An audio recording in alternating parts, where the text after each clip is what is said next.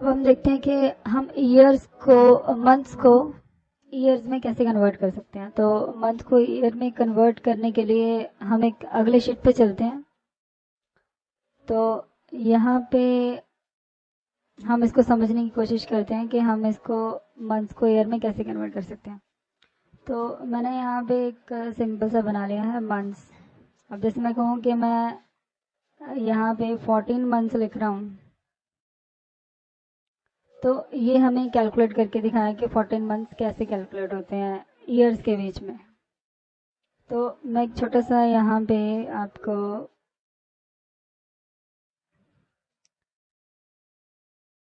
Example देने की कोशिश कर रहा हूँ, तो आप समझने की कोशिश करिए कि कैसे बनता है और कैसे काम करता है। तो इसके लिए हमें कुछ चीज़ें चाहिए होती हैं। जैसे मान लीजिए मैंने यहाँ पे एक मान के चलते हैं कि ये हमारा 14 मंथ्स है और 12 से जब हम डिवाइड करेंगे, ये हमारे पूरे साल के जितने मंथ्स हैं मैंने यहाँ डाल दिए और हमने मंथ्स को ईयर में कैलकुलेट करना है, तो ये फॉर्मूला लगेगा आपका। तो 12 वन सा 12 और हमारे पास 4 में से 2 गया तो यहाँ पे 2 बचा। तो हमारा जो ये रिमेनिंग चीज़ बची है या रिमाइंडर बचा है हमारा, तो ये 2 है। तो यानी 14 मंथ्स में या एक साल, दिस वन एक साल और 2 महीने की बात हो रही है। तो एक और एग्जांपल हम लेके चलते हैं। अगर मान लीजिए हमने यहाँ पे सेम वही 12 को, अब 18 मंथ्स को हमने ईयर में कन्वर्ट करना है, तो सेम फॉर्मूला 18 वन सा सॉरी 12 वन सा 12 और यहाँ पे 6। यानी अगर हम इसको इस तरह से कैलकुलेट करेंगे तो ये वाला जो पार्ट है ये हमारे बचे हुए मंथ्स होंगे और ये हमारा ईयर होगा। तो हम इसको फॉर्मूला में कैसे यूज कर सकते हैं, आइए हम इसको देखते हैं। तो इसके लिए एक सिंपल सा पहले तो हम लगाते हैं फॉर्मूला डिवाइड करने का। 14 डिवाइड बाय 12, तो ये हमें कुछ ऐसे आंसर देगा। लेकिन हम चाहते हैं कि इसका जो पहला डिजिट है हमें वो दिखाए, इसके बाकी के पॉइंट्स वाला डिजिट हमें ये ना दिखाए। तो उसके लिए भी हम एक फॉर्मूला यहाँ पे ऐड कर सकते हैं, जैसे कि राउंड डाउन, राउंड डाउन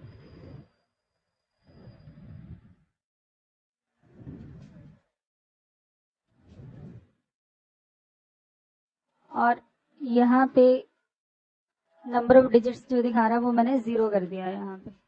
हालांकि हमें डिजिट दिखाएगा।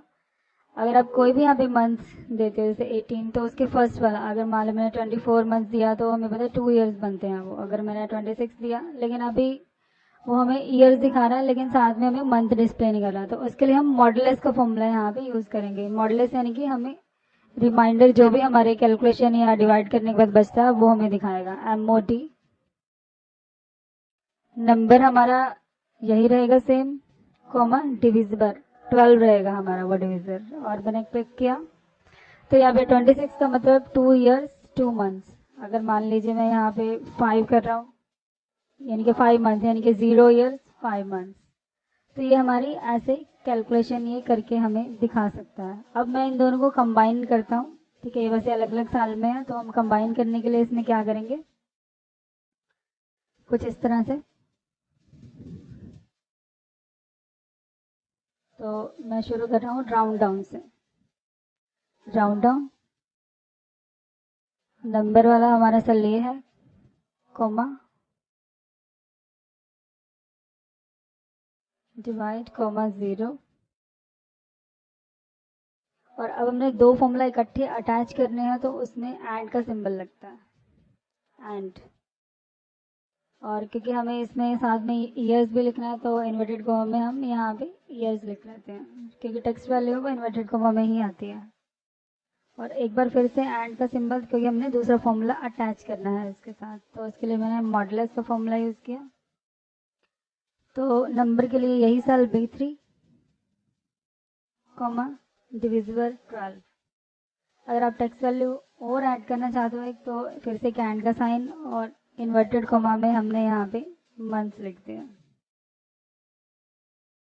थोड़ा सा अगर हम इसमें स्पेस देना चाहें तो स्पेस भी दे सकते हैं, ताकि हमारे रिजल्ट में भी वो स्पेस दिखाए साथ ही।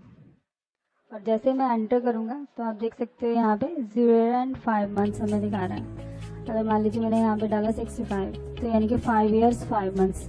तो यही वाला फॉर्मूला हम अपनी शीट में यहाँ पे यूज़ कर सकते हैं, जो हमने शीट अभी बनाई। तो सेम वही राउंड डाउन,